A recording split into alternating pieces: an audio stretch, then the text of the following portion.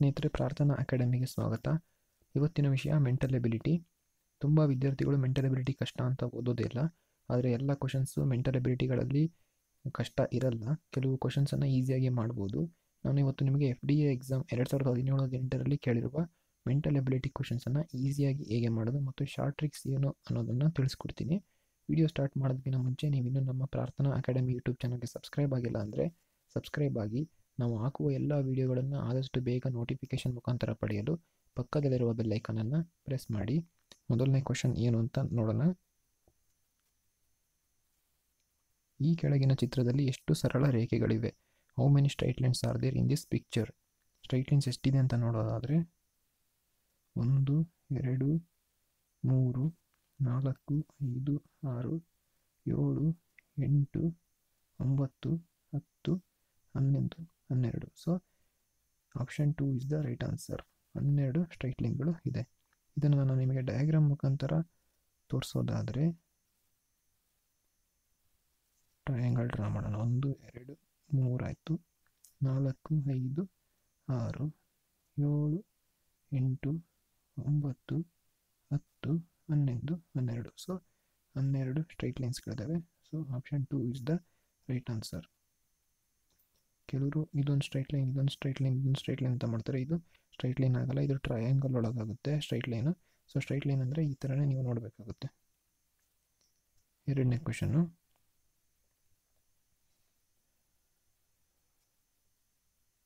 ಈ ಕೆಳಗಿನ ಪ್ರಶ್ನೆಯಲ್ಲಿ ನಿರ್ದಿಷ್ಟ ಸಂಖ್ಯೆಗಳನ್ನು ಉಳ್ಳ ಒಂದು ಚಿತ್ರವನ್ನು ನೀಡಿದೆ. ಈ ಚಿತ್ರದಲ್ಲಿನ ಸಂಖ್ಯೆಗಳು ಒಂದು ಸದೃಶ ನಮೂನೆಯನ್ನು ಅನುಸರಿಸುತ್ತವೆ ಎಂದು ಭಾವಿಸಿ ಬಿಟ್ಟು ಹೋಗಿರುವ ಸಂಖ್ಯೆಯನ್ನು ಕಂಡುಹಿಡಿಯಿರಿ. ಇಲ್ಲಿ ಕ್ವೆಶನ್ ಮಾರ್ಕಲ್ಲಿ ಯಾವ ನಂಬರ್ ಬರಬೇಕು ಅಂತ ನಾವು ಕಂಡುಹಿಡಿಬೇಕು. ಇದನ್ನು ನಾವು ನೀಟಾಗಿ ಅನಲೈಸ್ ಮಾಡೋದಾದರೆ ಈ 17, 13, 6 ಮತ್ತು 10 ಹೇಗೆ ಬಂತು ಅಂತ ಫಸ್ಟ್ ನಾವು ಕಂಡುಹಿಡಿಬೇಕಾಗುತ್ತೆ. ಇದನ್ನು ಯಾವ ರೀತಿ ಕಂಡುಹಿಡಿಯೋದು ಅಂತ ಅಂದರೆ ಫಸ್ಟು 5 × 5 ಮಾಡೋಣ. 25 ಬರುತ್ತೆ. ಈ 25ಅಲ್ಲಿ 8ಅನ್ನು ಕಡಿಯೋಣ, 17 ಬರುತ್ತೆ. ಹಾಗೆ 5 4s 20 ಮೈನಸ್ ಅದರ 7 ಕಳೆದ್ರೆ 13 ಬರುತ್ತೆ. ಹಾಗೆ 6 3s 18, 18ನಲ್ಲಿ 12 ಕಳೆದ್ರೆ 6 ಬರುತ್ತೆ. ಹಾಗೆ 4 × 4 ಮಾಡಿದ್ರೆ 16, ಈ 16 ಮೈನಸ್ 6 ಮಾಡಿದ್ರೆ ನಮಗೆ 10 ಬರುತ್ತೆ. ಸೊ ಇಲ್ಲಿ ಆಪ್ಷನ್ ಎಲ್ಲ ಆನ್ಸರ್ ಏನು ಬರಬೇಕು ಅಂದರೆ 4 ಬರಬೇಕು. 4 ಎಲ್ಲಿದೆ ಅಂತಂದರೆ ಆಪ್ಷನ್ 1ನಲ್ಲಿ 4 ಇದೆ. So option 1 is the right answer. ಸ್ನೇಹಿತರೆ, ಇದು ಮೂರನೇ ಪ್ರಶ್ನೆ. ಇದು ದಾಳಗಳ ಬಗ್ಗೆ. ದಾಳಗಳ ಪ್ರಶ್ನೆಗಳಲ್ಲಿ ಒಂದು ಈಸಿ ಇರುತ್ತೆ, ಕೆಲವೊಂದು ಕಷ್ಟ ಇರುತ್ತೆ. ಇದನ್ನು 2 ಮೆಥಡಲ್ಲಿ ಹೇಗೆ ಮಾಡೋದು ಅಂತ ಹೇಳ್ಕೊಡ್ತೀನಿ. ಇದು ಈಸಿಯಾಗಿದೆ ಪ್ರಶ್ನೆ. ಮೊದಲನೇದಾಗಿ ನೀವು ABC ಒಂದು ದಾಳದಲ್ಲಿ 6 ಫೇಸ್ ಇರೋದ್ರಿಂದ 1 to 6 ನೀವು ಬರ್ಕೊಳ್ಳಿ. 1 2 3 4 5 6.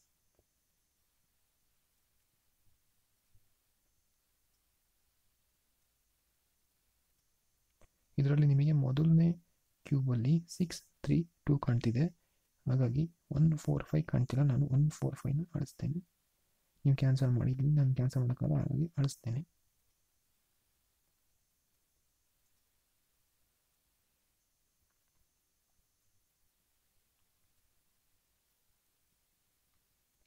ನೆಕ್ಸ್ಟು B ಕ್ಯೂಬ್ನಲ್ಲಿ 3 5 6 ಇದೆ. 1 2 4 ಇಲ್ಲ. ಸೊ 1 2 4ಅನ್ನು ಕ್ಯಾನ್ಸಲ್ ಮಾಡೋಣ. ನೆಕ್ಸ್ಟ್ C ಕ್ಯೂಬಲ್ಲಿ 4 5 3 ಇದೆ. 1 2 6ಅನ್ನು ನಾನು ಕ್ಯಾನ್ಸಲ್ ಮಾಡ್ತೇನೆ. ಈಗ ಮೊದಲನೇ ಕ್ಯೂಬಿಗೆ ಬರೋದಾದರೆ 2 3 6 ಇದೆ. ಇಲ್ಲಿ 6 ಪಕ್ಕ 2 ಇದೆ, 6 ಮೇಲ್ಗಡೆ 3 ಇದೆ. ಹಾಗಾಗಿ 6 ವಿರುದ್ಧ 2 3 ಬರೋಕ್ಕೆ ಚಾನ್ಸೇ ಇಲ್ಲ. ನಾನು 2 3ನ ಎಲ್ಲ ಕಡೆ ಕ್ಯಾನ್ಸಲ್ ಮಾಡ್ತೇನೆ. 2 ಮತ್ತು 3 ಎಲ್ಲಿದೆ ಅಲ್ಲಿ.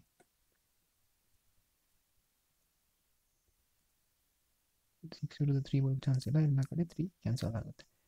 ಇವಾಗ ನೆಕ್ಸ್ಟು ಎರಡನೇ ಕ್ಯೂಬಿಗೆ ಬಂದರೆ 6 ಲೆಫ್ಟ್ನಲ್ಲಿ 5 ಇದೆ, 6 ಮೇಲ್ಗಡೆ 3 ಇದೆ. 6 ವಿರುದ್ಧ 5 ಬರೋಕ್ಕೆ ಚಾನ್ಸೇ ಇಲ್ಲ. ಹಾಗಾಗಿ 5ನ ನಾನು ಎಲ್ಲ ಕಡೆ ಕ್ಯಾನ್ಸಲ್ ಮಾಡ್ತೇನೆ.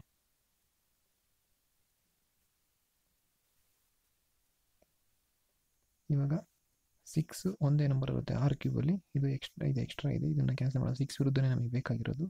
ಸೊ ನಮಗೆ 6 ವಿರುದ್ಧ ಇರುವಂಥ ಒಂದೇ ನಂಬರ್ ಇಲ್ಲಿ ಉಳಿದಿರೋದು ಆಪ್ಷನ್, ಅದು ಆನ್ಸರ್ ಯಾವುದು ಅಂತಂದರೆ 4. 6 ವಿರುದ್ಧ ಬರಬೇಕಾಗಿರೋದು 4. ಸೊ ಹಾಗಾಗಿ 4 ಆಪ್ಷನ್ 2 ಅಲ್ಲಿದೆ. 4 ಇಸ್ ದ ರೈಟ್ ಆನ್ಸರ್. ನೀವು ಈ ಥರ ಒಂದು ಮೆಥಡಲ್ಲಿ ಮಾಡ್ಬೋದು. ಇನ್ನೊಂದು ಮೆಥಡ್ ಆದರೆ ನೀವು ಕ್ಯೂಬನ್ನು ಡ್ರಾ ಮಾಡ್ಕೋಬೇಕಾಗುತ್ತೆ.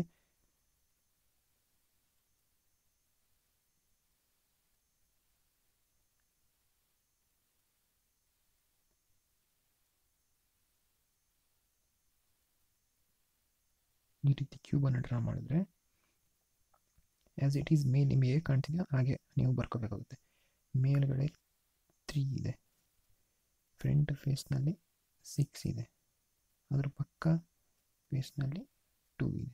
ಇದಾಯಿತು. ಎರಡನೇ ಕ್ಯೂಬಿಗೆ ಬಂದರೆ 6ನ ಲೆಫ್ಟಲ್ಲಿ 5 ಇದೆ, 5ನ ಮೇಲ್ಗಡೆ 3 ಇದೆ. ಇದು ಕರೆಕ್ಟ್ ಆಯಿತು. ಇವಾಗ 4 ಎಲ್ಲಿ ಬರಬೇಕು ಅಂತಂದರೆ 3ನ ಮೇಲ್ಗಡೆ ಅಂದರೆ ಇಲ್ಲಿ 3ನ ಮೇಲ್ಗಡೆ ಇಲ್ಲಿ 4 ಬರುತ್ತೆ. ಅಂದರೆ 4, 5ನ ಮೇಲ್ಗಡೆ ಕೂಡ 4 ಇರುತ್ತೆ. ಇದೆಲ್ಲ ಕರೆಕ್ಟಾಗಿ 4 ಎಲ್ಲಿ ಬರುತ್ತೆ ಅಂತಂದರೆ 4 ಇಲ್ಲಿ ಮಾತ್ರ ಬರೋಕ್ಕಾಗುತ್ತೆ. ನೀವು ಇದನ್ನು ಸ್ವಲ್ಪ ಕ್ಯೂಬನ್ನು ಟಿಲ್ಟ್ ಮಾಡಿ ನೋಡಿದಾಗ ನಿಮಗೆ ಗೊತ್ತಾಗುತ್ತೆ. ಇದರಲ್ಲಿ ಆ್ಯಕ್ಚುಲಿ ಡಯಾಗ್ರಾಮಲ್ಲಿ ಗೊತ್ತಾಗಲ್ಲ. So 4 on the back side of 6 ಬರುತ್ತೆ.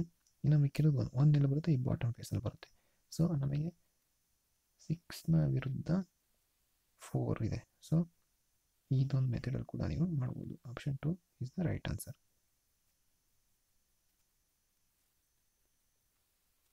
ಮುಂದಿನ ಪ್ರಶ್ನೆ, the missing number in the following box.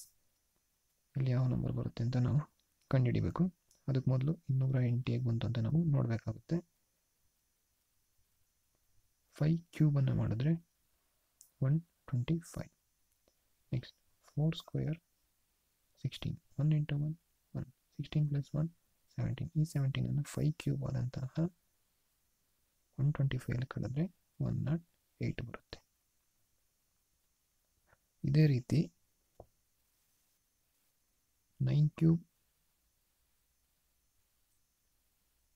729, 5 square 25, 6 into 1 6, 25 plus 6 31. ಈ 31ಅನ್ನು 729 ಕಳೆದ್ರೆ 698 ಬರುತ್ತೆ. ಸೊ ನಮಗೆ option 4 is the right answer. 698 ಇಲ್ಲಿ 698 ಬರುತ್ತೆ.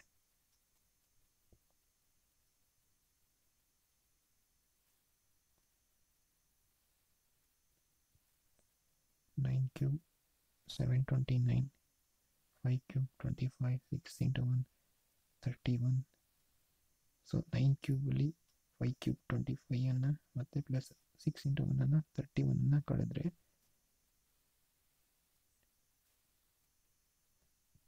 12 3 ಹೋದರೆ 9 6.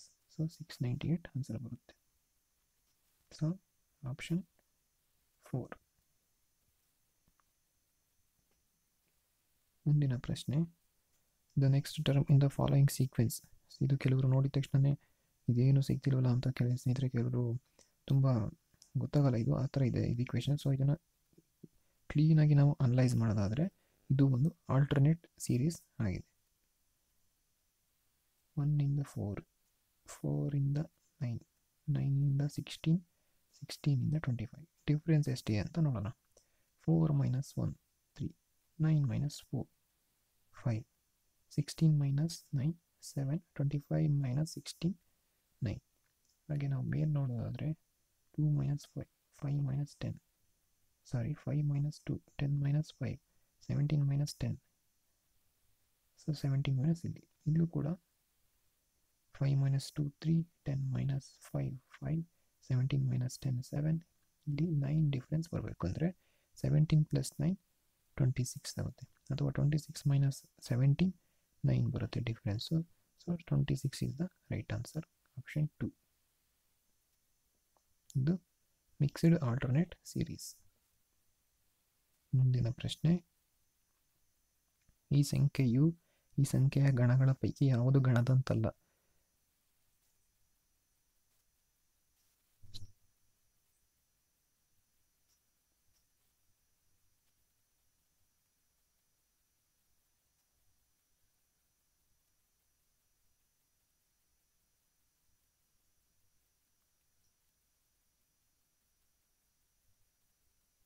ಸ್ನೇಹಿತರೆ ಒಂದು ನಿಮಿಷ.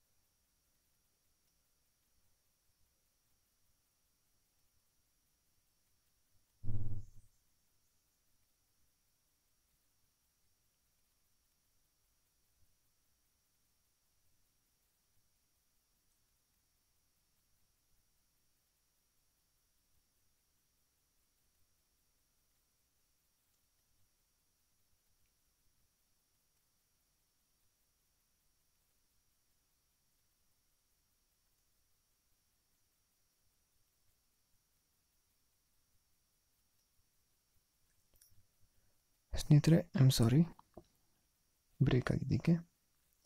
ಓಕೆ, ಇಲ್ಲಿ ಈ ಇರುವಂಥ 64, 16, 8ಗೆ ಇಲ್ಲಿ ಕೊಟ್ಟಿರೋಂಥ ಆಪ್ಷನ್ಗೂ ರಿಲೇಷನ್ಸ್ ಇದೆ. ಆ ರಿಲೇಷನ್ಸ್ ಇಲ್ಲದಲೇ ಇರುವಂತಹ ರಾಂಗ್ ಆನ್ಸರ್ ಯಾವುದು ಅಂತ ನಾವು ಕಂಡುಹಿಡಬೇಕಾಗುತ್ತೆ. ಫಸ್ಟು 64ನ ಡಿವೈಡೆಡ್ ಬೈ 4 ಮಾಡಿದ್ರೆ ನಮಗೆ 16 ಬರುತ್ತೆ. 16 ಡಿವೈಡೆಡ್ ಬೈ 2 ಮಾಡಿದ್ರೆ 8 ಬರುತ್ತೆ. ಹೀಗೆ 96 divided by 4, 24 divided by 2, 12, 128 divided by 4, 32 divided by 2, 16, 144 divided by 4 ಮಾಡಿದ್ರೆ 4 3 is 12, 4 6 is 24, 36 divided by 2 ಮಾಡಿದ್ರೆ 2 1 is 2, 8 16, 18 2 is 36. ಸೊ ಇದಿಷ್ಟು ಇವು ಮೂರು ಕರೆಕ್ಟ್ ಆಗಿದೆ. ಲಾಸ್ಟ್ನೇ ಆಪ್ಷನಿಗೆ ಚೆಕ್ ಮಾಡಿದ್ರೆ 72 divided by 4, 4 1s are 4, 4 8s are 32, 18 divided by 2, 2 9s are 18. ಇಲ್ಲಿ 9 ಬರ್ತಿದೆ, ಇಲ್ಲಿ 6 ಇದೆ. ಸೊ ಇದು ತಪ್ಪು. ಸೊ ಯಾವುದು ಗಣದಂತಲ್ಲ ಅಂತ ನೋಡೋದಾದರೆ option 4 is the right answer. ಮುಂದಿನ ಪ್ರಶ್ನೆ, ಹೆಂಡತಿಯ ವಯಸ್ಸಿನ ಸಂಖ್ಯೆಗಳನ್ನು ಅದಲು ಬದಲು ಮಾಡಿದರೆ ಗಂಡನ ವಯಸ್ಸು ಬರುತ್ತದೆ. ಅಂದರೆ ಹೆಂಡತಿ ವಯಸ್ಸು 35 ಇದ್ದರೆ ಗಂಡನ ವಯಸ್ಸು 53 ಆಗಿರುತ್ತೆ ಅಂತ ಅರ್ಥ. ಅವರ ವಯಸ್ಸಿನ ಅಂತರ ಅವರ ವಯಸ್ಸಿನ ಮೊತ್ತದ 11ರಲ್ಲಿ 1 ಭಾಗವಾದರೆ ಆಗ ಪತ್ನಿಯ ವಯಸ್ಸು. ಇದರಿಂದ ಆಪ್ಷನ್ ಮುಖಾಂತರ ಮಾಡೋಣ.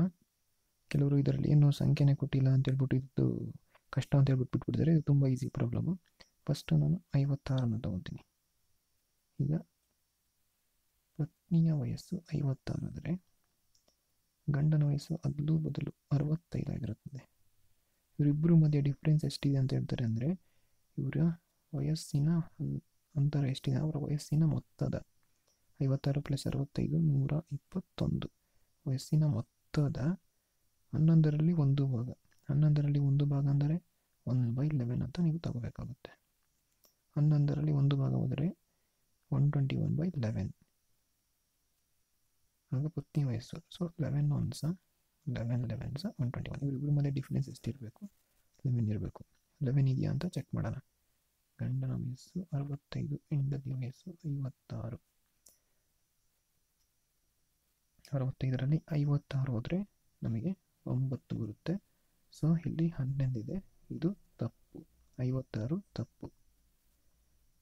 ಅದಕ್ಕೆ ನಾನು ಇವಾಗ 45ನ ತಗೋತೀನಿ.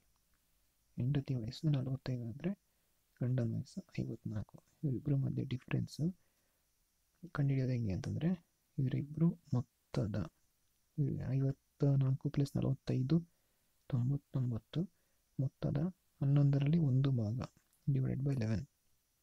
11 1s 11 9s. ಸೊ ಇವರಿಬ್ಬರ ಮಧ್ಯೆ ಡಿಫ್ರೆನ್ಸು 9 ಇರಬೇಕು. ಸೊ ಇದನ್ನು ಚೆಕ್ ಮಾಡೋಣ. 54 - 45 14ರಲ್ಲಿ 5 ಹೋದರೆ 9. ಸೊ 9 ಇಲ್ಲೂ ಬರ್ತಿದೆ, 9 ಇಲ್ಲೂ ಬರ್ತಿದೆ, ಎರಡು ಸೇಮ್ ಇದೆ. ಹಾಗಾಗಿ 45 ಇಸ್ ದ ರೈಟ್ ಆನ್ಸರ್. ಹೆಂಡತಿ ವಯಸ್ಸು 45. ಮುಂದಿನ ಪ್ರಶ್ನೆ, ಎ ಮತ್ತು ಬಿಗಳು ಒಂದು ಕೆಲಸವನ್ನು ಒಟ್ಟಿಗೆ 12 ದಿನಗಳಲ್ಲಿ ಮುಗಿಸಬಲ್ಲರು. ಎ ಪ್ಲಸ್ ಬಿ 12 ದಿನದಲ್ಲಿ ಮುಗಿಸ್ತಾರೆ. ಇದನ್ನು ನಾನು ಎಕ್ಸ್ ಅಂತ ತಗೊಳ್ತೇನೆ. ಬಿ ಒಬ್ಬನೇ ಅದೇ ಕೆಲಸವನ್ನು 30 ದಿನಗಳಲ್ಲಿ ಮುಗಿಸಬಲ್ಲ. ಇದನ್ನು ವೈ ಅಂತ ತಗೊಳ್ತೇನೆ ನಾನು. ಎ ಒಬ್ಬನೇ ಆ ಕೆಲಸವನ್ನು ಎಷ್ಟು ದಿನಗಳಲ್ಲಿ ಮುಗಿಸಬಲ್ಲ. ಸೊ ನೀವು ಎಕ್ಸ್ ಒಬ್ಬನೇ ಎಷ್ಟು ದಿನದಲ್ಲಿ ಅಥವಾ ಎ ಒಬ್ಬನೇ ಎಷ್ಟು ದಿನದಲ್ಲಿ ಮುಗಿಸಬಲ್ಲ ಅನ್ನೋದನ್ನು ಕಂಡುಹಿಡಬೇಕಾಗುತ್ತೆ. ಇದಕ್ಕೆ ಫಾರ್ಮುಲಾನ ನೋಡೋದಾದರೆ ನೀವು x into y divided by y minus x. ಇಲ್ಲಿ ಯಾವುದು ಜಾಸ್ತಿ ಇರುತ್ತೋ ಎ ಇದ್ದರೆ ಎ ಅಥವಾ ಬಿ ಇದ್ದರೆ ಬಿ, ಅದರಿಂದ ಸಣ್ಣದನ್ನು ಕಳಿಬೇಕಾಗುತ್ತೆ. ಇದನ್ನು ಇವಾಗ ಮಾಡೋದಾದರೆ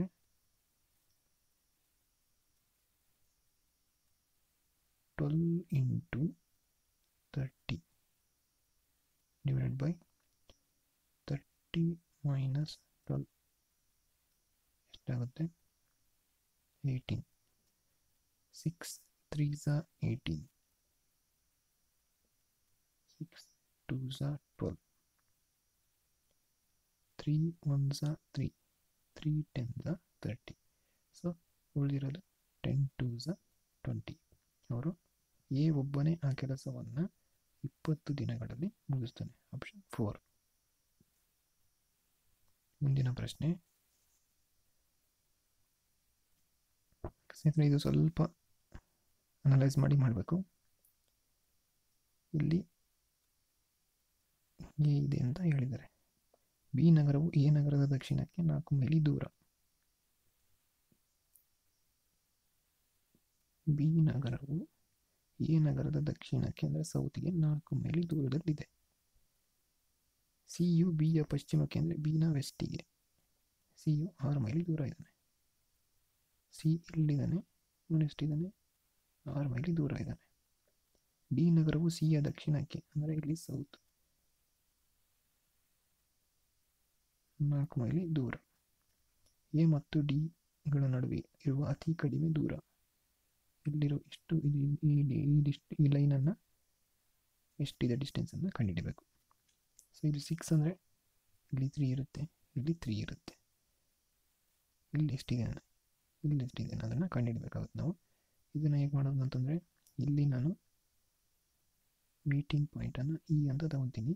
ಈಕ್ವೇಷನನ್ನು A square is equal to A B square plus B E square. A E square ಅಂದರೆ 4 square plus B E square ಅಂತ ಅಂದರೆ ಎ ಬಿ ಸ್ಕ್ವೇರ್ ಅಂದರೆ 4 ಸ್ಕ್ವೇರ್, ಬಿ ಇ ಸ್ಕ್ವೇರ್ ಅಂತ ಅಂದರೆ 3 square. 4 4s are 16 plus 3 3s are 9. ಇಲ್ಲಿ A E square ಇರುತ್ತೆ equal to 25 ಬರುತ್ತೆ. A E square is equal to 25 ಬರುತ್ತೆ. A E is equal to square root of 25 ಆದರೆ A E is equal to 5 ಬರುತ್ತೆ.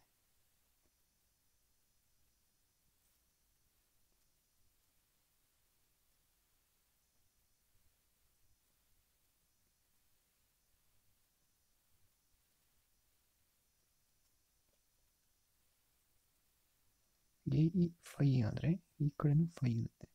So A D is equal to 5 plus 5 10. So 10 ಮೈಲಿ A ಮತ್ತು ಡಿಗಳ ನಡುವೆ ಇರುವ ಅತಿ ಕಡಿಮೆ ದೂರ. ಮುಂದಿನ ಪ್ರಶ್ನೆ.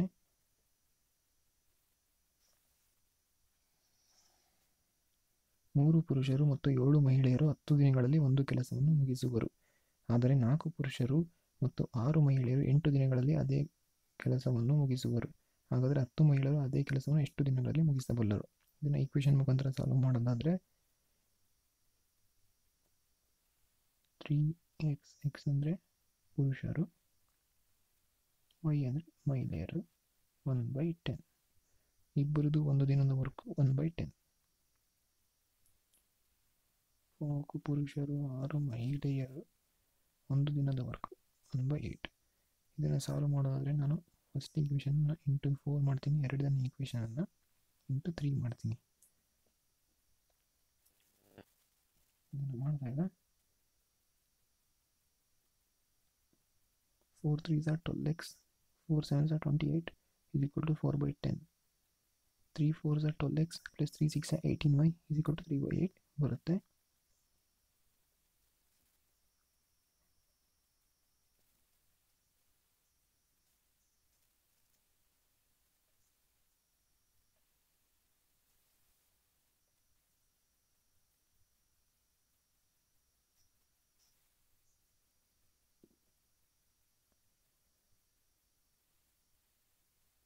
x plus 28y is equal to 4/10.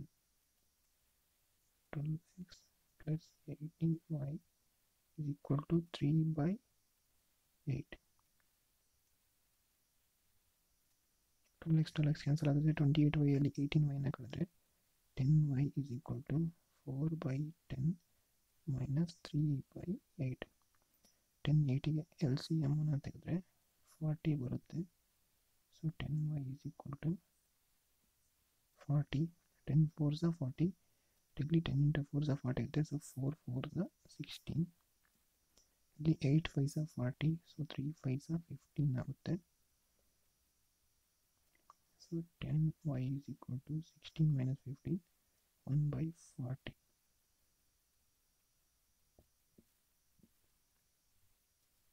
y is equal to 1/40.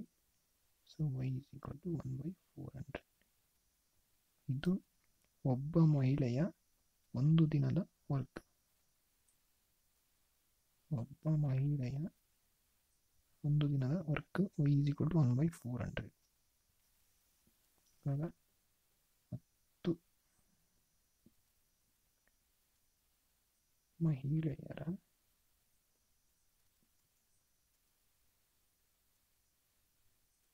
ಒಂದು ದಿನದ ವರ್ಕ್ ಕೆಲಸ is equal to y is equal to 1/400 into 10. ಈ 0 ಕ್ಯಾನ್ಸಲ್ ಆಗುತ್ತೆ. ಸೊ 1/40. ಇದು 1/40 10 ಮಹಿಳೆಯರ ಒಂದು ದಿನದ ವರ್ಕ್. ಇದೇ 40ನ ನಾವು ಮೇಲ್ಗಡೆ ಕಳಿಸಿದ್ರೆ ಇದು 10 ಮಹಿಳೆಯರು ಅದೇ ಕೆಲಸವನ್ನು ಎಷ್ಟು ದಿನದಲ್ಲಿ ಮುಗಿಸುವರು ಅಂತಂದರೆ 10 ಮಹಿಳೆಯರು ಆ ಕೆಲಸವನ್ನು 40 ದಿನದಲ್ಲಿ ಮುಗಿಸ್ತಾರೆ. So option 4 is the right answer. ಮುಂದಿನ ಪ್ರಶ್ನೆ,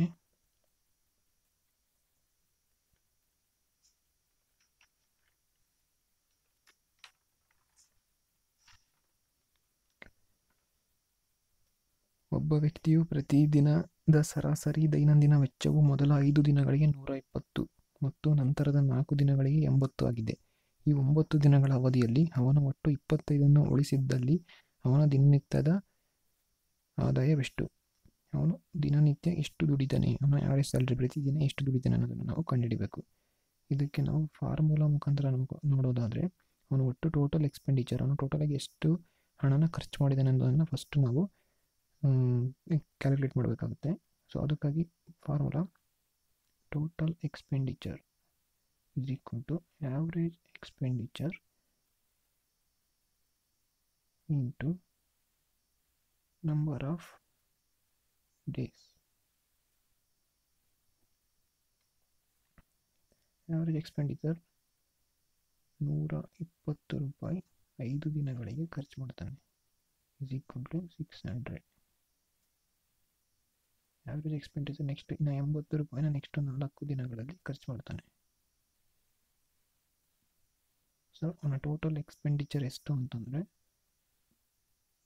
920 ಅವನ ಟೋಟಲ್ ಎಕ್ಸ್ಪೆಂಡಿಚರ್ 9 ದಿನಕ್ಕೆ. ಈ 9 ದಿನದಲ್ಲಿ ಅವನು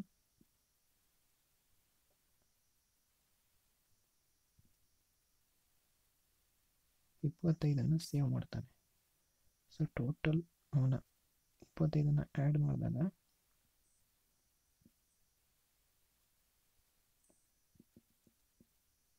$920 ಅವನ ಟೋಟಲ್ ಎಕ್ಸ್ಪೆಂಡಿಚರ್ 920 ಏನಾಗುತ್ತೆ ಅವನ ಟೋಟಲ್ ಎಕ್ಸ್ಪೆಂಡಿಚರು. ಸೊ 25 ಅವನು ಸೇವ್ ಮಾಡ್ತಾನೆ. ಆ 25 ಅವನ ಟೋಟಲ್ ಎಕ್ಸ್ಪೆಂಡಿಚರಿಗೆ ಆ್ಯಡ್ ಮಾಡಿದ್ರೆ 945 ಆಗುತ್ತೆ. ಈ 945 ಟೋಟಲ್ ಇನ್ಕಮ್. ಅವನ ಟೋಟಲ್ ಇನ್ಕಮ್ ಎಷ್ಟು? 945 ಫಾರ್ 9 ಡೇಸ್. 945 ಸಿಕ್ತು ಸ್ನೇಹಿತರೆ. ಇವಾಗ ನೀವು 945 ಮೇಲೆ ಕೆಲವರು 945 ಅಂತ ಆನ್ಸರ್ ಹಾಕಿದ್ರೆ ಅದು ತಪ್ಪಾಗುತ್ತೆ. ಈ ಟೋಟಲ್ ಇನ್ಕಮ್ ಏನಿದೆ ಅದು 945 ಡೇಸ್. ಇದು ಅವನ 9 ದಿನದ ಆದಾಯ. ಸೊ ಅವನ ಒಂದು ದಿನದ ಆದಾಯ ಡಿವೈಡೆಡ್ ಬೈ 9 ಮಾಡಿದ್ರೆ 9 1s 9 0 9 5s 45. ಸೊ 105 ಬರುತ್ತೆ. ಅವನ ಒಂದು ದಿನದ ಆದಾಯ 105. So option 2 is the right answer. ಮುಂದಿನ ಪ್ರಶ್ನೆ, ಒಂದು ಮೋಟಾರ್ ದೋಣಿಯು ಮೋಟಾರ್ ಬೋಟ್ ಹರಿವಿನುದ್ದಕ್ಕೂ 1 ಗಂಟೆಗೆ 12 ಕಿಲೋಮೀಟರ್ಗಳಷ್ಟು ಮತ್ತು ಹರಿವಿನ ವಿರುದ್ಧವಾಗಿ 6 ಕಿಲೋಮೀಟರ್ಗಳಷ್ಟು ಚಲಿಸುತ್ತದೆ. ಸ್ತಬ್ಧ ನೀರಿನಲ್ಲಿ ಈ ದೋಣಿಯ ವೇಗವೆಷ್ಟು? ಸ್ನೇಹಿತರೆ, ಇದೇನೆಂದರೆ ಒಂದು ಬೋಟ್ ಇದೆ, ಇದು ನೀರು ಈ ಕಡೆ ಹರಿತಾ ಇದೆ. ಬೋಟ್ ಅದ್ರ ನೀರು ಹರಿಯೋ ಕಡೆ, ನೀರು ಯಾವ ಕಡೆ ಹರಿತಿದೆಯೋ ಬೋಟು ಆ ಕಡೆ, ಆ ದಿಕ್ಕಿನಲ್ಲಿ ಚಲಿಸುವುದರಿಂದ 1 ಗಂಟೆಗೆ 12 ಕಿಲೋಮೀಟರ್ ಹೋಗುತ್ತೆ. ಇವಾಗ ನೀರು ಈ ಕಡೆ ಹರಿತಾ ಇದೆ, ಬೋಟು ಈ ವಿರುದ್ಧ ಡೈರೆಕ್ಷನ್ ಬರ್ತಿದೆ. ಸೊ ಹಾಗಾಗಿ 1 ಗಂಟೆಗೆ 6 ಕಿಲೋಮೀಟರ್ ಹೋಗುತ್ತೆ. ಇಲ್ಲಿ ಕೇಳಿರೋ ಪ್ರಶ್ನೆ,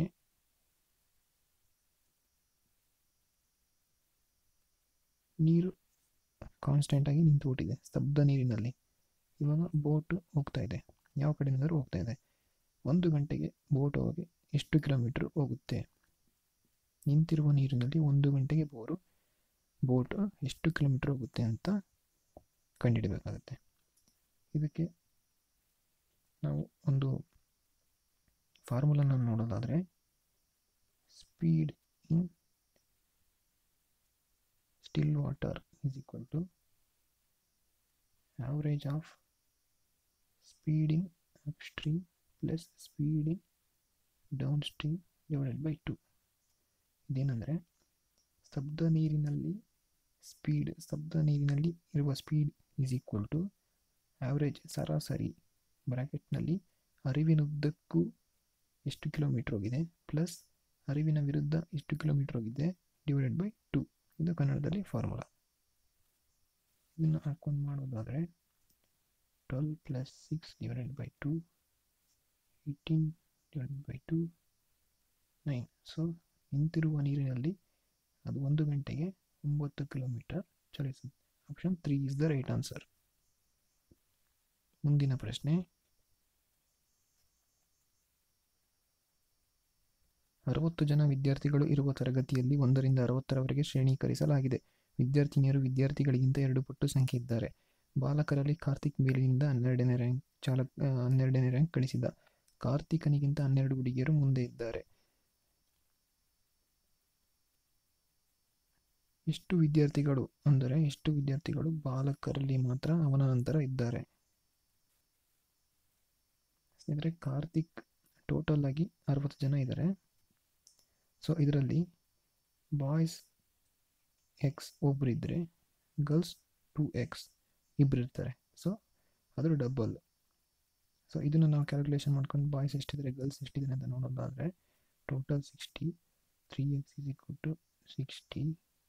so x is equal to 20. Boys ಎಷ್ಟು ಜನ ಇದ್ದಾರೆ? 20 ಜನ ಇದ್ದಾರೆ. Divided by 3, 60 divide by 3, 3 2 6, 0, x is equal to 20. So ನಮಗಿಲ್ಲಿ ಬಾಯ್ಸ್ ಗೊತ್ತಾಯಿತು. ಬಾಯ್ಸ್ 20 ಜನ ಇದ್ದಾರೆ. ಇನ್ನು ಮಿಕ್ಕಿದವರು ಗರ್ಲ್ಸ್ 40 ಜನ ಇದ್ದಾರೆ. ಟೋಟಲ್ ಆಗಿ 60 ಜನ ಆಗ್ತಾರೆ. ಇವಾಗ ಕಾರ್ತಿಕ್ ಮೇಲ್ಗಡೆಯಿಂದ 18ನೇ ರ್ಯಾಂಕ್ನಲ್ಲಿ ಇದ್ದಾನೆ. ಕಾರ್ತಿಕ್ ಇವನ ಮೇಲ್ಗಡೆ 12 ಜನ ಹುಡುಗಿಯರಿದ್ದಾರೆ.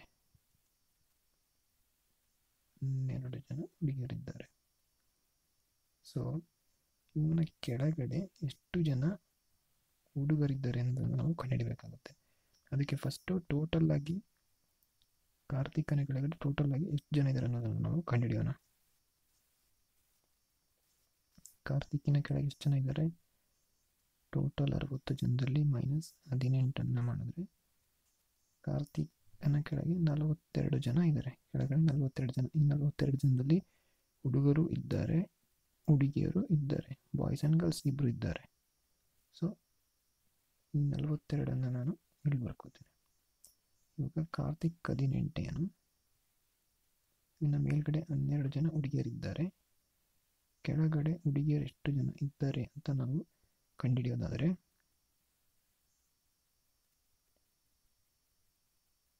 ಇಲ್ಲಿ ಟೋಟಲ್ ಆಗಿ ಗರ್ಲ್ಸ್ ಎಷ್ಟು? ಅವಾಗಲೇ ನಾನು ಹೇಳಿದೆ 40, ಬಾಯ್ಸ್ 20. ಸೊ ಈ 40ರಲ್ಲಿ ಮೇಲ್ಗಡೆ 12 ಜನ ಅಲ್ಲೇ ಹುಡುಗಿಯರಿದ್ದಾರೆ. ಕಾರ್ತಿಕ್ ಮೇಲ್ಗಡೆ 12 ಜನ ಹುಡುಗಿಯರು ಅಲ್ಲೇ ಇದ್ದಾರೆ ರ್ಯಾಂಕ್ನಲ್ಲಿ. ಸೊ ಈ 40 ಜನದಲ್ಲಿ 12 ಜನನ ಕಳೆದ್ರೆ 28 ಜನ ಹುಡುಗಿಯರು ಬರ್ತಾರೆ. ಈ 28 ಜನ ಹುಡುಗಿಯರಲ್ಲಿದ್ದಾರೆ ಕೆಳಗಡೆ, ಕಾರ್ತಿಕನ ಕೆಳಗಡೆ 28 ಜನ ಹುಡುಗಿಯರಿದ್ದಾರೆ. ಸೊ ಈ 42ರಲ್ಲಿ ಏನಾಗುತ್ತೆ, 28 ಜನ ಹುಡುಗಿಯರು ಬರ್ತಾರೆ. ಸೊ ಈ 42ರಲ್ಲಿ 28 ಜನ ಹುಡುಗಿಯರನ್ನು ನಾವು ಕಳೆದ್ರೆ 14 ಜನ ಹುಡುಗರು ಕಾರ್ತಿಕನ ಕೆಳಗಡೆ ಇದ್ದಾರೆ. So option 2 is the right answer, 14 ಜನ. ಮುಂದಿನ ಪ್ರಶ್ನೆ,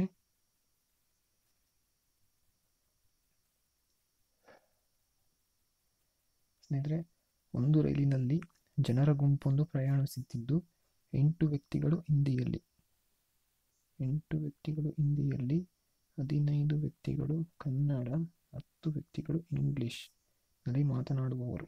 ಈ ಗುಂಪಿನಲ್ಲಿ ಯಾರು ಈ 3 ಭಾಷೆಗಳು ಹೊರತಾಗಿ ಬೇರೆ ಯಾವುದೇ ಭಾಷೆಯಲ್ಲಿ ಮಾತನಾಡಲಾರರು. ಈ ಗುಂಪಿನಲ್ಲಿ 2 ವ್ಯಕ್ತಿಗಳು 2 ಭಾಷೆಗಳಲ್ಲಿ, ಮತ್ತು 3 ವ್ಯಕ್ತಿಗಳು 3 ಭಾಷೆಗಳಲ್ಲಿ ಮಾತನಾಡಬಲ್ಲರು. 2 ಲ್ಯಾಂಗ್ವೇಜ್ 3 ಲ್ಯಾಂಗ್ವೇಜಸ್. ಹಾಗಿದ್ದರೆ ಗುಂಪಿನಲ್ಲಿ ಎಷ್ಟು ವ್ಯಕ್ತಿಗಳು ಇದ್ದಾರೆ? ಸ್ನೇಹಿತರೆ, ಇದನ್ನು ವೆನ್ ಡಯಾಗ್ರಾಮ್ ಮುಖಾಂತರ ಈಸಿಯಾಗಿ ಮಾಡೋದಾದರೆ,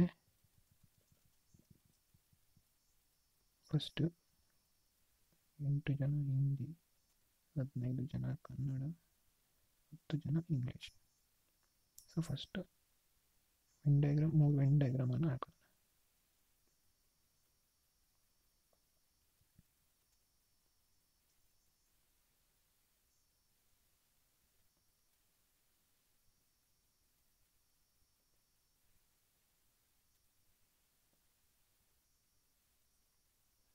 ಇಲ್ಲೇನು ಹೇಳಿದರೆ, ಇಬ್ಬರು 2 ಲ್ಯಾಂಗ್ವೇಜಲ್ಲಿ ಮಾತಾಡ್ತಾರೆ. ಇದು ಹಿಂದಿ, ಇದು ಕನ್ನಡ, ಇದು ಇಂಗ್ಲೀಷ್. ಇಲ್ಲಿ ಇಬ್ಬರು ಇದ್ದಾರೆ, ಇವರು ಹಿಂದಿನೂ ಮಾತಾಡ್ತಾರೆ, ಕನ್ನಡನೂ ಮಾತಾಡ್ತಾರೆ. ಹಿಂದಿಯಲ್ಲಿರೋನು ಕನ್ನಡ ಮಾತಾಡ್ತಾನೆ, ಕನ್ನಡದಲ್ಲಿರೋನು ಹಿಂದಿ ಮಾತಾಡ್ತಾನೆ. ಸೊ ಅವರು ಇಬ್ಬರು. ಇನ್ನು 3 ಜನ 3 ಭಾಷೆನ ಮಾತಾಡೋರು ಇದ್ದಾರೆ. ಈ 3 ಜನ ಎಲ್ಲಿ ಇಂಟರ್ಸೆಕ್ಟ್ ಆಗ್ತಾರೆ? ಈ 3 ಜನನ ಮೀಟ್ ಆಗೋದು ಇಲ್ಲಿ. ಈ 3 ಜನ 3 ಭಾಷೆನ ಮಾತಾಡ್ತಾರೆ. ಸೊ ಇವಾಗ ಟೋಟಲ್ ಆಗಿ ಹಿಂದಿಯಲ್ಲಿ 8 ಜನ ಇದ್ದಾರೆ. 8 ಜನದಲ್ಲಿ ಇಬ್ಬರು 2 ಭಾಷೆ ಮಾತಾಡ್ತಾರೆ, 3 ಜನ 3 ಭಾಷೆ ಮಾತಾಡ್ತಾರೆ. ಸೊ 3 + 2 5. 8ರಲ್ಲಿ ಇನ್ನು ಮಿಕ್ಕಿದವರೆಷ್ಟು? 8 - 5 ಮಾಡಿದ್ರೆ ಇನ್ನು 3 ಜನ ಮಾತ್ರ ಹಿಂದಿ ಮಾತಾಡ್ತಾರೆ. ಹಾಗೆ ಕನ್ನಡದಲ್ಲಿ ಟೋಟಲ್ ಆಗಿ 15 ಜನ ಇದ್ದಾರೆ. ಈ 15 ಜನದಲ್ಲಿ 2 ಜನ 2 ಲ್ಯಾಂಗ್ವೇಜ್ ಮಾತಾಡ್ತಾರೆ, 3 ಜನ 3 ಲ್ಯಾಂಗ್ವೇಜ್ ಮಾತಾಡ್ತಾರೆ. ಸೊ 2 + 3 5. 15ನಲ್ಲಿ 5 ಏನು ಹಾಕಿದ್ರೆ 10. 10 ಜನ ಮಾತ್ರ ಕನ್ನಡ ಮಾತಾಡ್ತಾರೆ. ಇಂಗ್ಲೀಷಲ್ಲಿ ಟೋಟಲ್ ಆಗಿ 10 ಜನ ಇದ್ದಾರೆ. ಈ 10 ಜನದಲ್ಲಿ 3 ಜನ 3 ಭಾಷೆನ ಮಾತಾಡ್ತಾರೆ. ಸೊ 10ರಲ್ಲಿ 3 ಕಳೆದ್ರೆ 7. ನಂತರ ಈ ಎಲ್ಲ ರೌಂಡಲ್ಲಿರುವಂಥ ಎಲ್ಲ ಇದನ್ನು ಏಳಿಸಿದ್ರೆ ಎಷ್ಟು ಜನ ಇದ್ದಾರೆ ಅಂತ ಬರ್ತಾರೆ. 7 + 3 10. 10 + 10 20. 20 + 2 22. 22 + 3 25. So option 2 is the right answer. 25 ಜನ ಇದ್ದಾರೆ ಈ ಗುಂಪಿನಲ್ಲಿ. ಈ ಥರ ನೀವು ಈಸಿಯಾಗಿ ಮಾಡ್ಬೋದು. ಈ 2ನ ಈ 3ನ ನೀವು ಒಂದು ಸತಿ ಮಾತ್ರ ಗಣನೆಗೆ ತೆಗೆದುಕೊಳ್ಳಬೇಕಾಗುತ್ತೆ. ಇಲ್ಲಿ ಅದಕ್ಕೂ 3 + 2 + 3 10 + 2 + 3 ಈ ಥರ ನೀವು ಮಾಡಿಲ್ಲ, ಒಂದು ಸತಿ ಮಾತ್ರ ಗಣನೆಗೆ ತೆಗೆದುಕೊಳ್ಳಬೇಕು. ಮುಂದಿನ ಪ್ರಶ್ನೆ, ಸ್ನೇಹಿತರೆ, ಒಬ್ಬ ಬಾಲಕ ಪ್ರಾತಃ ಕಾಲದಲ್ಲಿ ಮನೆಯಿಂದ ಹೊರಡುತ್ತಾನೆ. ಒಬ್ಬ ಬಾಲಕ ಬೆಳಗ್ಗೆ ಮನೆಯಿಂದ ಹೊರಡುತ್ತಾನೆ ಸೂರ್ಯೋಭಿಮುಖವಾಗಿ. ಇಲ್ಲಿ ಸೂರ್ಯ ಇದೆ ಅಂತ ನೋಡೋದಾದರೆ ಇಲ್ಲಿಂದ ಸೂರ್ಯೋಭಿಮುಖವಾಗಿ ಹೊರಡುತ್ತಾನೆ. ಎಷ್ಟು? 8 ಕಿಲೋಮೀಟರ್. ನಂತರ ಅವನು ಬಲಕ್ಕೆ ತಿರುಗುತ್ತಾನೆ ಮತ್ತು 3 ಕಿಲೋಮೀಟರ್ಗಳಷ್ಟು ನಡೆಯುತ್ತಾನೆ. ಬಲಕ್ಕೆ ತಿರುಗಿ 3 ಕಿಲೋಮೀಟರ್ ನಡೀತಾನೆ.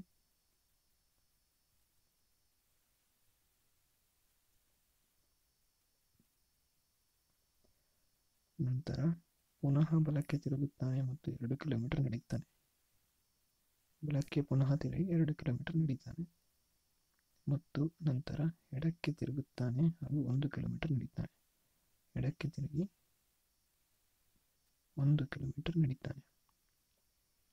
ಪುನಃ ಬಲಕ್ಕೆ ತಿರುಗುತ್ತಾನೆ ಮತ್ತು 1 ಕಿಲೋಮೀಟರ್ ನಡೀತಾನೆ. ಪುನಃ ಬಲಕ್ಕೆ ತಿರುಗಿ 1 ಕಿಲೋಮೀಟರ್ ನಡೀತಾನೆ.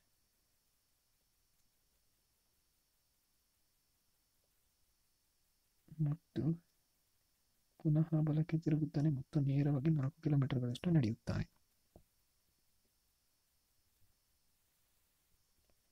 ಪುನಃ ಬಲಕ್ಕೆ ತಿರುಗುತ್ತಾನೆ ನೇರವಾಗಿ 4 ಕಿಲೋಮೀಟರ್ಗಳಷ್ಟು ನಡೆಯುತ್ತಾನೆ.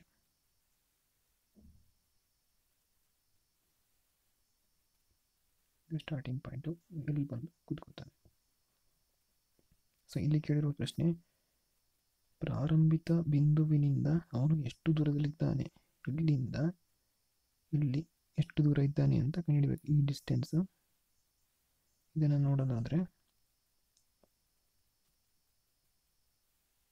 ಇಲ್ಲಿ ಮೇಲ್ಗಡೆ 3 ಇದೆ, ಇದು 3, ಇಲ್ಲಿಂದ ಇಲ್ಲಿ ಡಿಸ್ಟೆನ್ಸ್ 1, ಇದು 1, ಇದು 3 + 1 4 ಆಗುತ್ತೆ.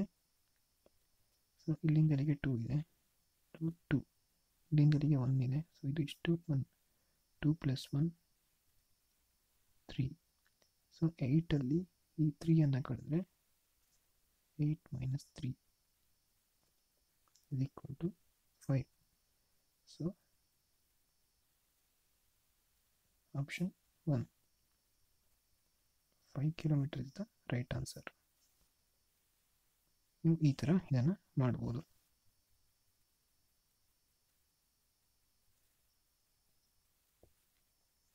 ಮುಂದಿನ ಪ್ರಶ್ನೆ, ಪಿ, ಕ್ಯೂ ಮತ್ತು ಆರರ ವಯಸ್ಸುಗಳ ಮೊತ್ತವು 50 ವರ್ಷಗಳು. ಕ್ಯೂನ ವಯಸ್ಸೇನು?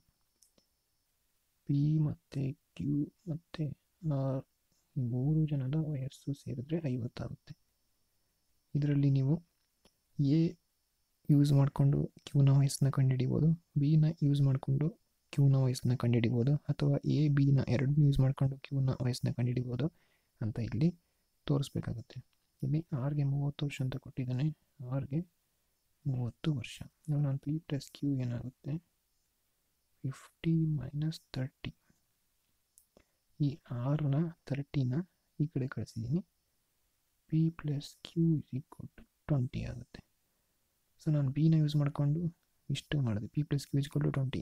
ಇವಾಗ ಪಿ 10 ಇದ್ದಾನೆ, ಕ್ಯೂ 10 ಇದ್ದಾನೆ ಅಂತ ನಮಗೆ ಹೇಳೋಕ್ಕಾಗಲ್ಲ, ಯಾಕೆಂದರೆ ಅದನ್ನು ನಾವು ಡಿಸೈಡ್ ಮಾಡೋಕ್ಕಾಗಲ್ಲ. ಇವಾಗ ಏನು ಮಾಡಬೇಕು ಅಂತಂದರೆ ಪಿ + ಕ್ಯೂ = 20ನ ಇಲ್ಲಿ ಬರ್ಕೊತೀನಿ.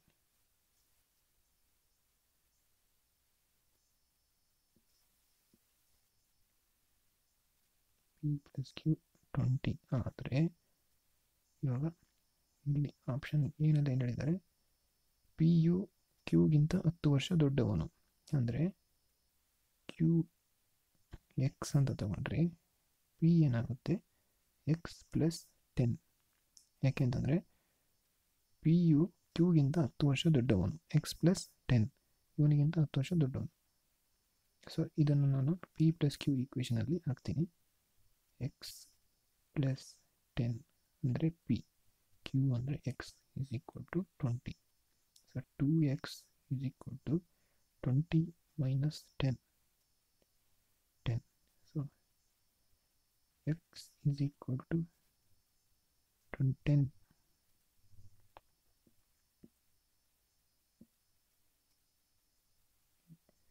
ಸೊ ಇಲ್ಲಿ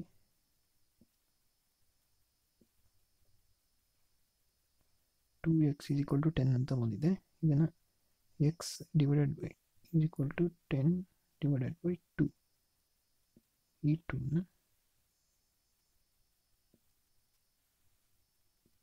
ಈ 2ನ ಇಲ್ಲಿ 10/2 ಅಂತ ಮಾಡಿದ್ರೆ ನಮಗೆ ಎಕ್ಸ್ನ ವಯಸ್ಸು ಸಿಗುತ್ತೆ. ಎಕ್ಸ್ನ ವಯಸ್ಸು ಏನಾಯಿತು 5.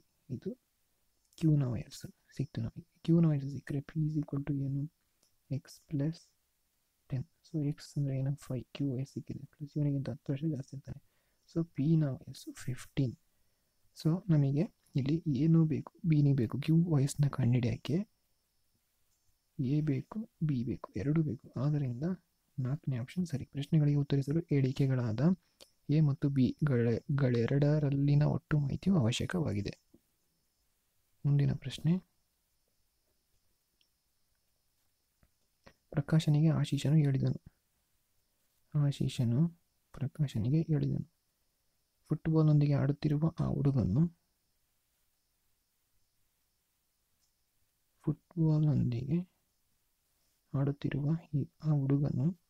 ನನ್ನ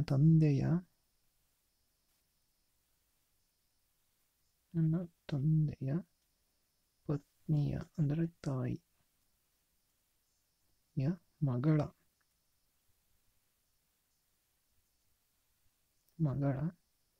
ಇಬ್ಬರು ಸೋದರರಲ್ಲಿ ಕಿರಿಯವನು. ಮಗಳ ಸಹೋದರಲ್ಲಿ ಇವನು ಕಿರಿಯವನು. ಸೊ ಈ ತಂದೆ ತಾಯಿಯ ಮಗಳ ಇಬ್ಬರು ಸಹೋದರಲ್ಲಿ ಇವನು ಕಿರಿಯವನು ಅಂತ ಆದರೆ ಹಿರಿಯವನು ಇನ್ನೊಬ್ಬ ಸಹೋದರ ಯಾರು? ಇವನು ಹೇಳ್ತಾ ಇದ್ದಾನೆ ನನ್ನ ತಂದೆ ತಾಯಿ. ಅಂದರೆ ತಂದೆ ತಾಯಿ ಇವನ ಮಗಳು ಏನಾಗಬೇಕು? ಇವನಿಗೆ ಅಣ್ಣ ಅಥವಾ ತಮ್ಮ ಆಗಬೇಕು. ಸೊ ಇನ್ನೊಬ್ಬ ಸಹೋದರ ಇವನು ಹಿರಿಯವನಾಗ್ತಾನೆ. ಇಲ್ಲಿ ಕೇಳಿರೋದು ಫುಟ್ಬಾಲನ್ನು ಆಡುತ್ತಿರುವ ಹುಡುಗನು ಆಶೀಶ್ಗೆ ಯಾವ ರೀತಿ ಸಂಬಂಧ?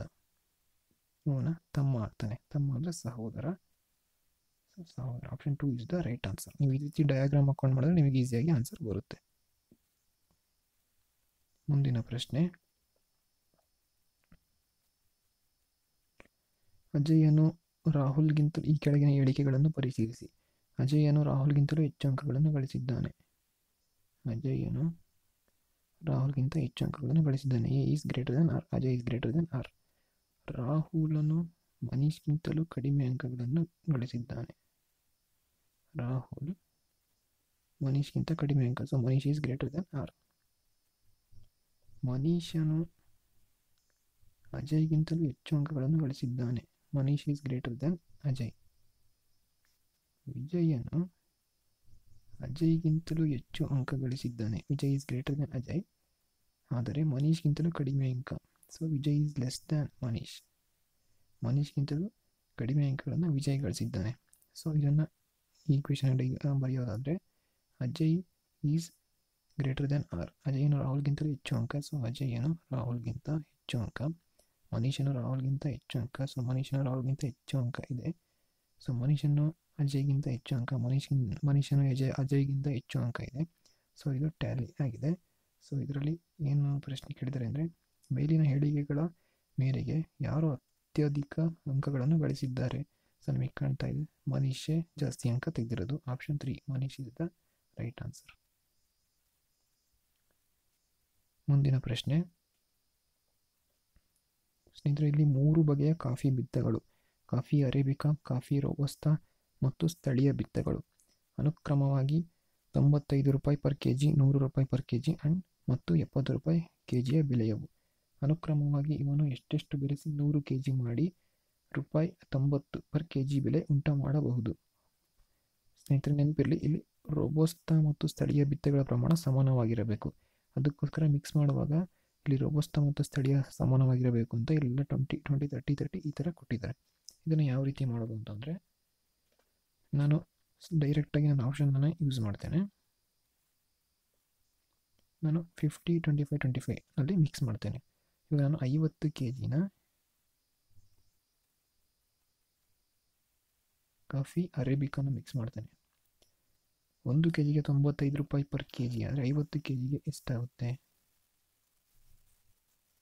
4750. ಹಾಗೆ 25 kgಯನ್ನು ನಾನು ಕಾಫಿ ರೋಬಸ್ತಾನ ಮಿಕ್ಸ್ ಮಾಡ್ತೇನೆ. 25 1 kgಗೆ 100 ರೂಪಾಯಿ ಆದರೆ 25 kgಗೆ 2500 ರೂಪಾಯಿ. ನೆಕ್ಸ್ಟ್ 25 kgಯನ್ನು ನಾನು ಸ್ಥಳೀಯ ಬಿತ್ತಗಳನ್ನು ಯೂಸ್ ಮಾಡ್ತೀನಿ. 1 kgಗೆ 70 ರೂಪಾಯಿ ಆದರೆ 25 kgಗೆ 1750 ರೂಪಾಯಿ. ಇಷ್ಟನ್ನು ಆ್ಯಡ್ ಮಾಡಿದಾಗ 5, 5, 1, 7, 7, 14, 1, 15, 1, 5, 20,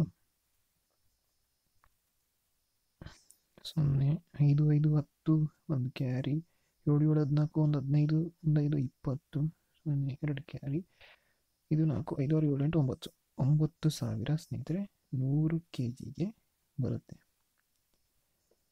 ಇವಾಗ 100 kgಗೆ 9000 ಆದರೆ 1 kgಗೆ 9000 ಡಿವೈಡೆಡ್ ಬೈ 100, ಈ 0 ಕ್ಯಾನ್ಸಲ್, ಈ 0. ಸೊ 1 kgಗೆ 90 ರೂಪಾಯಿ ಬೆಲೆ ಆಗುತ್ತೆ. ಸೊ ಇಲ್ಲೇನಿದೆ, 100 kgನ ನಾವು ಮಿಕ್ಸ್ ಮಾಡಿದಾಗ 1 kgಗೆ 90 ರೂಪಾಯಿ ಪರ್ kg ಆಗಬೇಕಿತ್ತು. ಸೊ 1 kgಗೆ ಇಲ್ಲಿ 90 ರೂಪಾಯಿ ಸರಿಯಾಗಿದೆ. ಸೊ ನಾವು ಮಾಡಿರುವಂಥ ಮಿಕ್ಸು 50 + 25 + 25 100 kg ಕರೆಕ್ಟಾಗಿದೆ. So option 4 is the right answer. ಸ್ನೇಹಿತರೆ ಈ ಕೆಳಗಿನ ಸಮಸ್ಯೆಯ ಚಿತ್ರದಲ್ಲಿ ಪ್ರಶ್ನಾರ್ಥಕ ಚಿಹ್ನೆಯಲ್ಲಿ ಏನು ಬರುತ್ತೆ ಅಂತ ನಾವು ನೋಡಬೇಕು. ಫಸ್ಟ್ನೇ ನೀವು ನೋಡೋದಾದರೆ ಒಂದು ಟ್ರಯಾಂಗಲ್, ಎರಡನೇದು ಸ್ಕ್ವಯರ್, ಮೂರನೇದು ಹೆಕ್ಸಾಗನ್, ಆಕ್ಟಗನ್, ಮೂರನೇದು ಆಕ್ಟಗನ್ ಅಲ್ಲ, ಮೂರನೇದು ಪೆಂಟಗನ್ ಆದರೆ ಆರನೇದು ಏನು ಬರಬೇಕು, ಅದು ಹೆಕ್ಸಾಗನ್, 6 sides. So option 4 is the right answer. ಇಲ್ಲಿ ನೋಡಿದ್ರೆ 3 ಸೈಡ್ಸ್ ಇದೆ, 4 ಸೈಡ್ ಇದೆ, 5 ಸೈಡ್ ಇದೆ, 6 ಸೈಡ್ ಇದೆ. ಸೊ ಹೆಕ್ಸಾಗನ್ ಬರಬೇಕಾಗುತ್ತೆ. ಮುಂದಿನ ಪ್ರಶ್ನೆ, ಕೆಳಗಿನ ಯಾವ ರೇಖಾಚಿತ್ರಗಳು ಕರೆನ್ಸಿ ರೂಪಾಯಿ ಮತ್ತು ಡಾಲರ್ಗಳ ನಡುವಣ ಸರಿಯಾದ ಸಂಬಂಧವನ್ನು ಪ್ರತಿನಿಧಿಸುತ್ತವೆ? ಅಂದರೆ ಒಂದೇನೆಂದರೆ ಕರೆನ್ಸಿ, ನಮ್ಮ ದೇಶದ ಕರೆನ್ಸಿ ರೂಪಾಯಿ, ಅಮೆರಿಕದ ಡಾಲರ್, ದಿನಾರ್ ಮತ್ತು ಯೂರೋ, ಇವೆಲ್ಲವೂ ಕೂಡ ನಾವು ಕರೆನ್ಸಿ ಅಂತಲೇ ಕರಿತೇವೆ. ಇವು ಎಲ್ಲ ಕೂಡ ದುಡ್ಡು, ನಾವು ಕರೆನ್ಸಿ ಅಂತಲೇ ಒಂದು ಇದರಲ್ಲಿ ನಾವು ಪ್ರತಿನಿಧಿಸ್ತೇವೆ. ಬಟ್ ಆದರೆ ಈ ಕರೆನ್ಸಿ ಒಳಗಡೆ ನಮ್ಮದು ರೂಪಾಯಿ, ಅಮೆರಿಕದವ್ರದ್ದು ಡಾಲರ್. ಸೊ ಇವೆರಡು ಬೇರೆ ಬೇರೆ, ಕರೆನ್ಸಿ ಒಳಗೆ ಇವೆರಡು ಬೇರೆ ಬೇರೆ. ಆದ್ರಾಗಿ ಇದರಲ್ಲಿ ಆಪ್ಷನ್ ಯಾವುದು ಅಂತಂದರೆ option 2 is the right answer. ಮುಂದಿನ ಪ್ರಶ್ನೆ, ಈ ಪೈಕಿ 4 ತಾರ್ಕಿಕ ವೆನ್ ನಕಾಶೆಗಳ ಸಂಬಂಧವನ್ನು ಪ್ರತಿನಿಧಿಸುವವು? ಸಂಗೀತಗಾರರು, ಪಿಟೀಲು ವಾದಕರು, ಗಾಯಕರು. ಟೋಟಲ್ ಆಗಿ ಸಂಗೀತಗಾರರು ಇರ್ತಾರೆ, ಅದರಲ್ಲಿ ಪಿಟೀಲು ವಾದಕರು ಇರ್ತಾರೆ, ಗಾಯಕರು ಇರ್ತಾರೆ, ಸಪರೇಟ್. ಈ ಆಪ್ಷನ್ ಇದ್ದರೆ ಇದು ರೈಟ್ ಆಗೋದು. ಬಟ್ ಈ ಆಪ್ಷನ್ ಇಲ್ಲದೆ ಇರೋದ್ರಿಂದ ಸಂಗೀತಗಾರರ ಒಳಗೆ ಪಿಟೀಲು ವಾದಕರು ಇರ್ತಾರೆ, ಆ ಪಿಟೀಲು ವಾದಕರು ಕೆಲವರು ಗಾಯಕರಾಗಿರ್ತಾರೆ. ಸೊ ಇದು ಆಪ್ಷನ್ ಇದೆ. ಸೊ ಹಾಗಾಗಿ ಇದು ರೈಟ್ ಆನ್ಸರ್. ಮುಂದಿನ ಪ್ರಶ್ನೆ, ಈ ಚಿತ್ರವನ್ನು ಗಮನಿಸಿ, ಈ ಪೈಕಿ ಯಾವುದು 4ನೇ ಸ್ಥಾನಕ್ಕೆ ಹೊಂದುವುದು? ಮೊದಲನೇದನ್ನು ನೀವು ಗಮನಿಸೋದಾದರೆ, ಒಂದು ವೆಸ್ಟ್ ಡೈರೆಕ್ಷನಲ್ಲಿದೆ ಆರೋ ಮಾರ್ಕು, ಇನ್ನೊಂದು ಈಸ್ಟ್ ಡೈರೆಕ್ಷನಲ್ಲಿದೆ ಆರೋ ಮಾರ್ಕು, ಒಂದು ಕ್ಲಾಕ್ ವೈಸ್ ಡೈರೆಕ್ಷನ್ನಲ್ಲಿ ಸರ್ಕಲ್ ಹೋದರೆ, ಎರಡನೇದರಲ್ಲಿ anticlockwise direction circle ಹೋಗಿದೆ. ಎರಡನೇದರಲ್ಲಿ ಆ್ಯಂಟಿ ಕ್ಲಾಕ್ ವೈಸ್ ಡೈರೆಕ್ಷನ್ ಹೋಗಿದೆ ಸರ್ಕಲಲ್ಲಿ. ಹಾಗೆ ಇಲ್ಲಿ ಕೆಳಗಡೆ ಬಂದರೆ ಆರೋ ಮಾರ್ಕ್ ಸೌತಲ್ಲಿ ಒಂದು ಹೋಗಿದೆ, ಕ್ಲಾಕ್ ವೈಸ್ ಡೈರೆಕ್ಷನ್ ಒಂದು ಬಂದಿದೆ. ಹಾಗೆ ನಾವು ಇನ್ನೊಂದು 4ನೇದ್ರಲ್ಲಿ ಏನು ಬರಬೇಕು ಅಂತಂದರೆ ನಾರ್ತಿಗೆ ಒಂದು ಆರೋ ಮಾರ್ಕ್ ಬೇಕು. ಇಲ್ಲಿ ಕ್ಲಾಕ್ ವೈಸ್ ಡೈರೆಕ್ಷನ್ ಬರೋದ್ರಿಂದ ಇಲ್ಲಿ ಆ್ಯಂಟಿ ಕ್ಲಾಕ್ ವೈಸ್ ಡೈರೆಕ್ಷನ್ ಒಂದು ಸರ್ಕಲ್ ಬರಬೇಕಾಗುತ್ತೆ. ಸೊ ಇದಿರೋದು ಆಪ್ಷನ್ 3ನಲ್ಲಿ. Option 3 is the right answer.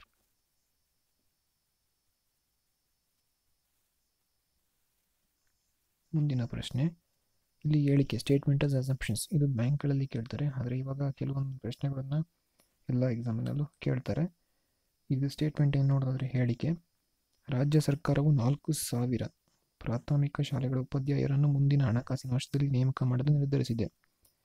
ಇವಾಗ ಸ್ನೇಹಿತರೆ, ಸೆಂಟ್ರಲ್ ಅವಾಗ ಸ್ಟೇಟ್ ಆಗಿರ್ಬೋದು, ಸೆಂಟ್ರಲ್ ಆಗಿರ್ಬೋದು, ಒಂದು ಹೇಳಿಕೆಯನ್ನು ಕೊಟ್ಟಿದ್ದಾರೆ ಅಂತಂದರೆ ಅದನ್ನು ಮಾಡೇ ಮಾಡ್ತಾರೆ. ಸೊ ಇಲ್ಲಿ 4,000 ಇದನ್ನು ಪ್ರಾಥಮಿಕ ಉಪಾಧ್ಯಾಯರನ್ನು ತಗೋತಿದ್ದಾರೆ ಅಂತಂದರೆ ಅಲ್ಲಿ ಖಾಲಿ ಇದೆ ವೇಕನ್ಸೀಸು, ಶಾಲೆಗಳಲ್ಲಿ ಪಾಠ ಮಾಡೋಕ್ಕೆ ಟೀಚರ್ಸ್ ಇಲ್ಲ, ಹಾಗಾಗಿ ತಗೋತಾ ಇದ್ದಾರೆ. ಸೊ ಇದಕ್ಕೆ ಊಹನೆ ಯಾವುದು ಕರೆಕ್ಟ್ ಇದೆ ಅಂತ ನೋಡೋಣ.